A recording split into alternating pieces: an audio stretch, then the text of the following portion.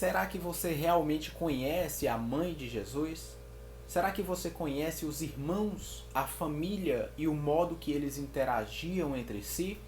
Hoje eu vou mostrar algumas passagens bíblicas que talvez surpreendam você. E não era nada daquilo que você esperava. A família de Jesus, como toda família, tinha problemas e até duvidavam dele. Isso nós vamos ver daqui a pouco, após a vinheta.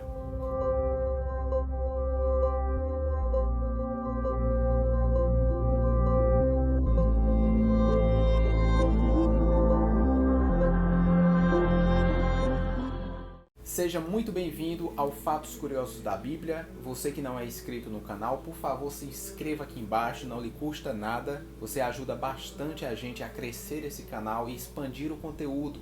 Dá aquele like, compartilha e ativa o sininho para as notificações. Hoje, sem mais delongas, nós vamos tratar sobre quem era realmente a mãe de Jesus, Maria de Nazaré.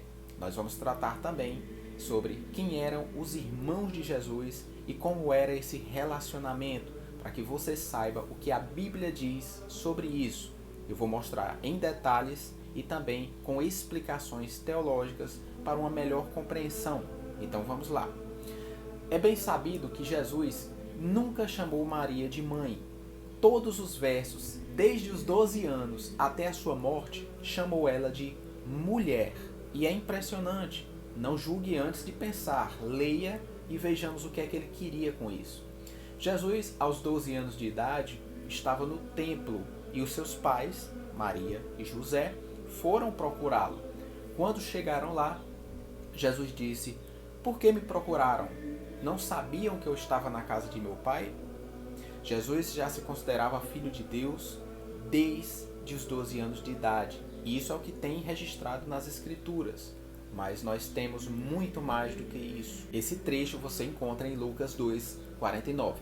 Mas se você for pesquisar no livro de Marcos, capítulo 6, verso 4, o próprio Jesus já afirma que um profeta nunca é honrado e nunca é bem recebido na sua própria casa. Ele já deixou bem claro. E Jesus tinha sim irmãos, e não eram irmãos de afinidade ou meio-irmãos, mas sim irmãos de sangue. E eu vou mostrar como está aparecendo no quadro aí para você a diferença entre o irmão de sangue e aquele irmão da igreja, irmão de afinidade, irmão de parceria.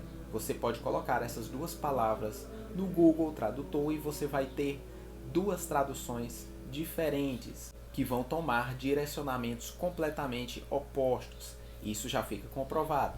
Mas você me pergunta, a Bíblia mostra o nome dos irmãos de Jesus? Sim, mostra. E eu vou ler para vocês agora. Mateus capítulo 13, versos 55 e 56. Diz assim: "Não é este o filho do carpinteiro? E não se chama a sua mãe Maria? E os seus irmãos Tiago, José, Simão e Judas? Não vivem entre nós todas as suas irmãs?" Isso era o pessoal da sinagoga reclamando de Jesus. Quem é esse homem? Nós conhecemos seu pai, sua mãe, as suas irmãs, os seus irmãos. O que é que ele quer dizer com isso? Ele se autodeclara Messias? Mas além de ser rejeitado pela população, Jesus também foi rejeitado pelos próprios irmãos.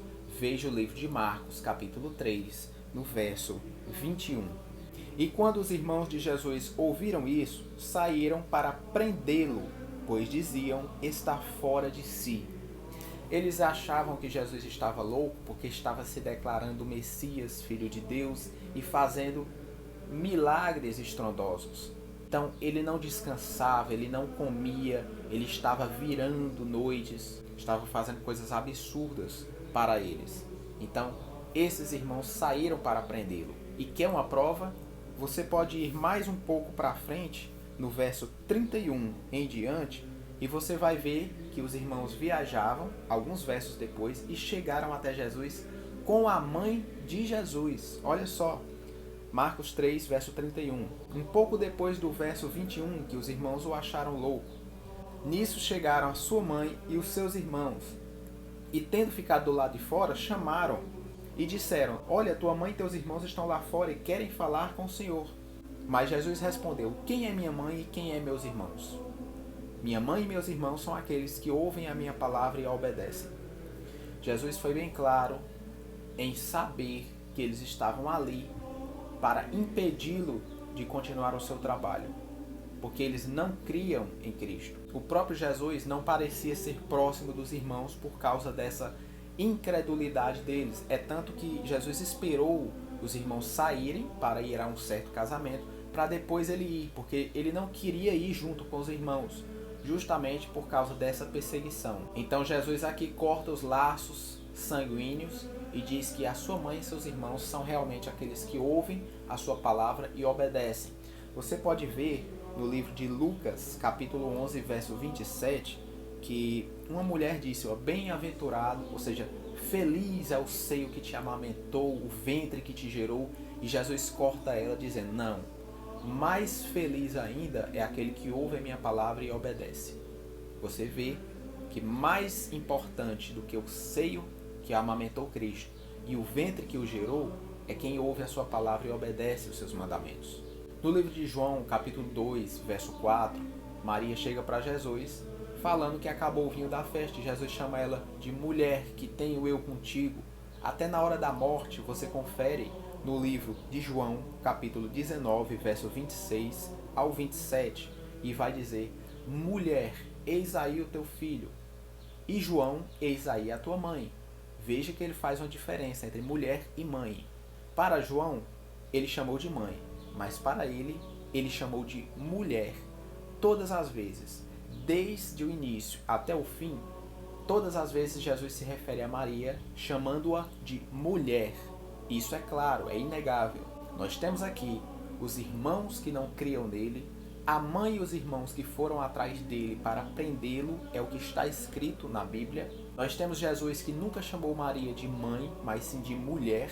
E para os outros ele demonstra a maternidade, a falta de proximidade de Jesus com os irmãos e a declaração dele de que nenhum profeta é honrado em sua própria casa. Mas eu acredito que depois que ele morreu e ressuscitou e foi aos céus, Maria e os irmãos de Jesus passaram a crer nele e também acreditar nele como Filho de Deus, porque aparece no livro de Atos, a mãe e os irmãos de Jesus estavam reunidos em oração. Então eles já haviam chegado a um certo consenso. Aí você me pergunta, mas Maria sabia que o anjo Gabriel veio dizer que aquele menino era vindo de Deus. Ela não cria nisso. Era muito confuso você entender e assimilar todas essas informações e aceitar na vida que algo que saiu de si é muito mais poderoso, muito mais além do que um simples ser humano. Às vezes só entendemos se nos colocarmos no lugar daquela pessoa, naquela época. Só com esses dados, nós já podemos entender mais ou menos de como é que funcionava essa relação, que Jesus não se considerava filho do homem, mas o Filho de Deus na Terra. Hoje ficamos por aqui, espero que tenham gostado, deixem o seu like no nosso vídeo e nos vemos nas próximas gravações.